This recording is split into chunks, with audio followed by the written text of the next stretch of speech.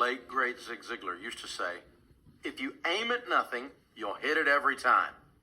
That means no matter what you're doing, you need a target. You need to focus on something. It's like running a race with no finish line. How do you know who won? You don't. And that's so true in your money too. We talk to people all the time, students and adults, who say that they're winning with money. But when we start to drill down a little bit and ask them to explain how they're winning, they have no idea. They have no goals in mind to really let them know if they're winning or not. They're clueless. You guys, if you don't have a plan with your money, you're lost. And that plan starts with a budget. You're going to hear us say this a lot throughout this class. And seriously, I don't care if you're 15 or 55.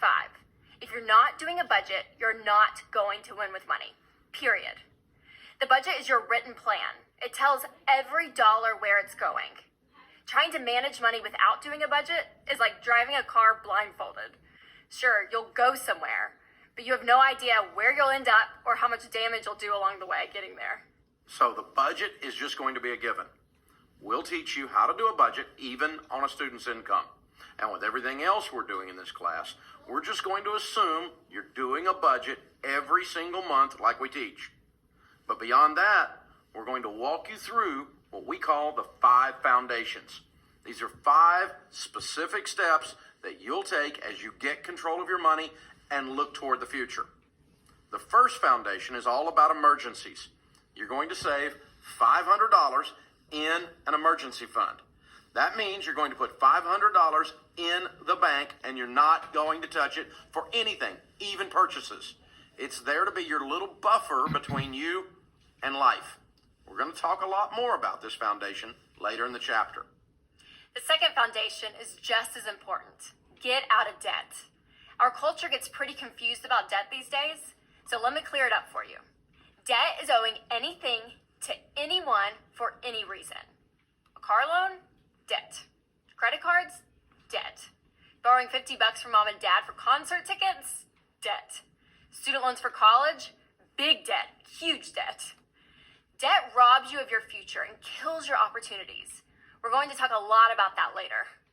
Okay, the first 2 foundations clear away the clutter and get you on solid ground. Now, it's time to crank it up a notch. The third foundation is pay cash for your car. That's right, we don't do debt, remember?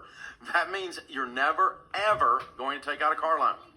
You're going to work and save money to pay cash for a car.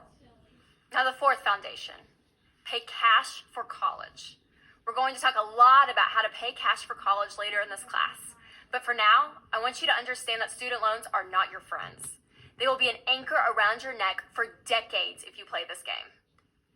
The 5th foundation is my favorite, and it's definitely the most fun. Build wealth and give a lot of it away.